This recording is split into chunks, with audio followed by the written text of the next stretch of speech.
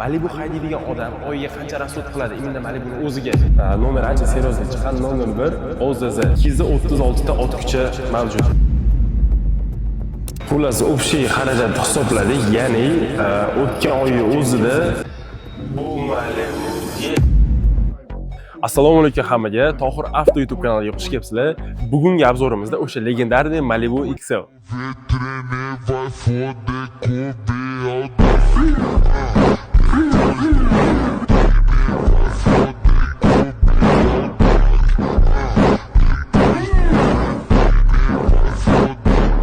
Birinchi o'rinda bu mashinaning narxidan boshlaymiz. Salondagi Malibu XL eng full pozitsiyasi, ya'ni imенно shu modelidan salondagi narxi bugungi kunda 419 million. Xo'p, bugungi videoda sizlarga mana shu Malibu XL full pozitsiyasini общий obzorini ko'rsatmoqchiman. Ya'ni qanaqa funksiyalar bor va eng asosiysi Malibu haydaydigan odam oyiga qancha rasxod qiladi imminda Malibuning o'ziga. Ya'ni benzin, moy almashtirish, shtraf, avariya shunga o'xshagan holatlar. Ya'ni общий Malibu haydash bir oyda qancha rasxodga keladi, xullas hammasini hozir bilib olasizlar. Videoni oxirigacha ko'rish esdan chiqmasin. Oldin o'rdasidan boshlaymiz. Kapoti tagida 2 litrli turbo motor bor. 236 ta ot kuchi va balon diskalari bo'lsa 17 razmerda zavoddan chiqadi. Malibuda yurish xarajatlari, xullas bir oyligini общий hisoblab hozirlarga video davomida aytaman. Undan oldin Malibuni funksiyalariga to'xtalib o'tamiz. Xo'p, ko'rayotganinglarda cruise control, climate control, konditsioner, xullas hammasi bor, o'zi avtomatik ishlaydi. Katta bo'lmasa ham o'rtacha razmerdagi displey bor. Xo'p, bu joyda sport rejim bor, ya'ni Malibuning o'zini sport rejimi bor. Ikkita podstakanchik va bu joyda telefon qo'yadigan joy. Ruchnoylari mana ko'rishingiz mumkin, elektronli tushirib ko'tarsanglar bo'ladi imенно bu joydan va общий bari mana ko'rinishi hamma narsa sig'adi. Deyarli telefon, zo'r telefonni bunaqasiga qo'ysa ham bo'ladi, даже ikkita ichimlik, xullas bemalol qo'ysa bo'ladi. Bu joyda keladigan bo'lsa, mana ko'rishingiz mumkin, cruise control и avtotarmojeniya. Avtotarmojeniya imенно mana shu joyda bor. Bu joyda qizil yonadi. Bu qizil faqat ikkita oldida o'tirgan odamga ko'rinadi. Bu nima desanglar, mana misol uchun Malibuda tez ketayotgan joylarda, misol uchun reska oldida kimdir to'g'ri berib qolsa yokida опасный vождение bo'ladigan bo'lsa, Malibuning o'zi bilib to'xtab beradi. Ya'ni orqasidan borib urmaysizlar, agar imенно bu funksiya yoqilgan bo'lsa. Lekin bu avtotarmojeniyani albatta minus tarafi ham bor. Foydasi bo'lganda minus tarafi ham bor. Endi nima desanglar, kimdir, ya'ni misol uchun men Malibu oldimda shashka qilishga qiziqsam, imенно bu funksiyani o'chirishga majbur bo'laman. Sababi sizlar shashka qilayotgan joylarda imенно mashina shuni tormoz berib qoladi. Masalan, obgon yotgan joylarda shuni tormoz berib qolsa, mashina joyida to'xtab qoladi. Shu bilan orqalaringga yasab yuboradi. Shuning uchun yoshlar bo'lsa yokida tez haydashga, shashka qilishga qiziqadigan bo'lsanglar, Malibu XL olganlardan keyin xudo xohlasa bu narsani albatta o'chirish esdan chiqmasin, katta zararlarga olib kelishi mumkin. Orqa o'rindiqlari ham juda ham keng. Ikkita kerak bo'lsa 3 talab ham odam bemalol chiqib keta oladi. Даже o'tirgan taqdirimda ham mana ko'rishingiz mumkin, joy bor, даже bir qarich joy ham bor. Bu joyda qisman kichkina mini bar va podlokotnik ham bo'ladi. Mana suv qo'yib qo'yilgan. Xullas, ichlari haqida gapirib o'tirmasam bo'ladi. Hamma o'zi biladi. Ichlari anchagina keng bu mashinani. Lukka keladigan bo'lsa, panorama luk. Buni ham hisobini albatta olish kerak. Yana bitta kichkina ma'lumot esdan chiqibdi.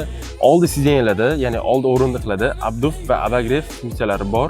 Ya'ni ham sovut oladi, ham issiq oladi. Yozgi kunlarda ham maza qilib yurasiz, qishda ham. Xo'p, orqada bo'lsa, orqa sideniyalarda yo'q.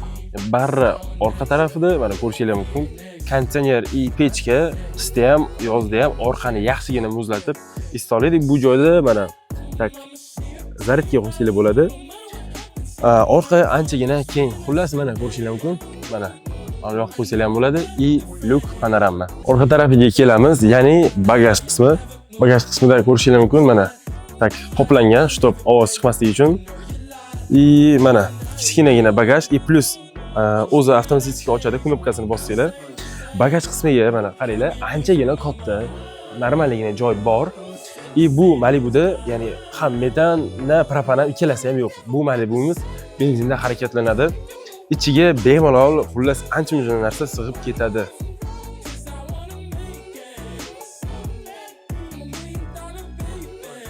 Bu bagajni kattaligidan o'sha havoga ketayotgan paytingiz даже o'rtog'ingiz sig'may qolsa, bagajga ham bemalol solib qo'yishingiz bo'ladi. O'rtog'ingiz yozgi kunda mazza qilib ketadi xullas. Malibu XL salondan chiqqandan keyin birinchi o'rinda qilinadigan ishi bu Mers hadovoy qilish. Mers hadovoy qilish sizga taxminan $8 dan $1100 atrofida tushishi mumkin. Shu narsani ham hisobga olish kerak. Hamma 99% odam mana shu hozir nomerga e'tibor beradi, sababi nomer ancha seriozli chiqqan 001 OZZ. Ko'rishingiz mumkin. Bundan oldingi nomeri boshqa edi. Ya'ni bu Malibu olingandan keyin o'zi nomer olgandan keyin yana bir marta nomer almashtirilgan. Eski nomeri topshirib, yangi nomeri olishi o'zi so'mda hisoblaganda 13 million bo'lgan dollarda 1100 yoki $1000 atrofida hisoblanadi. Imindan nomer almashtirishi o'ziga. Malibuda yurishi, bir oylik xarajat narxlari hammasini hisoblab berishimdan oldin albatta YouTube kanalimga obuna bo'lib qo'ying, sababi har bitta odamni bitta donagina obunasi menga anchagina yordam beradi. Ya'ni ko'proq odam ko'rishiga va keyingi videolardan xabardor bo'lishingizga sizga ham albatta yordam beradi. Shuning uchun albatta obuna knopkasini bosib qo'ying. Endi bo'lsa eng qiziq momenti, ya'ni Malibuda bir oy yurishi narxi qancha, ya'ni qancha xarajat ketadi bir oy yurishga. Hozirlar bilan buni kalkulyatorda albatta hisoblab chiqamiz. Kuzatishda davom eting. Birinchi o'rinda benzindan hisoblashni boshlaymiz. Sababi Malibu olganingizdan keyin oddiy joylardan benzin quymaysiz. Chunki misol uchun musor benzin quyib qo'ysangiz motoringiz dabdala bo'ladi yoki shunga o'xshagan xarajatlar chiqib keladi. Shuning uchun 200 so'm, 300 so'm qimmat bo'lsa ham litri yaxshi joydan borib yokida zo'r chiroyli benzini toza zapravkalardan albatta quyasiz. Xo'p, hisoblashni boshladik. Imенно bu Malibuni bir oylik rasxodi benzin bo'yicha 92 quyib beradigan bo'lsak, $500 dan $700 atrofiga. Imенно buniki bo'lsa 500. Bundan keyingisi shtraflar, taxminan oyiga $200-300, bunga 200 deb yozamiz va motor moyini hisoblasak oyiga $100 va moyka haftada 2 marta qilinadigan bo'lsa, Malibu narxida bu ham именно $100 ga qo'shiladi va освежитель, misol uchun telefon ushlab turadigan narsa, shunga o'xshash mayda-chuyda narsalarni hisoblaganda yana $100 qo'shamiz. Mana общий narxi $1000. O'tgan oyda nomer almashtirishi o'ziga yana $1000 ketganligi hisobida общий hisoblaganda $2100 summamiz chiqdi. Lekin bu har oy unaqa bo'ladi degani emas. Orada $1000 ga tushishi ham mumkin yoki $500 ga tushib ketishi ham mumkin. Nu har xil. Основной o'tgan oyda bo'lgan xarajat bu $2100 bo'ladi. Malibu XL'ni hammasini sizlarga tushuntirdim, ochiqcha ko'rsatdim, rasxodlarini ham aytdim. Keyingi videoda qaysi mashina bo'lishini xohlaysiz, iminasiz kommentariyada albatta yozib qoldiring, chunki o'zimga ham kerak bu narsa. Nima mavzuda va qaysi mashina bo'lsin. Buni albatta kommentariyga yozib qo'yamiz va keyingi videoda ko'rishguncha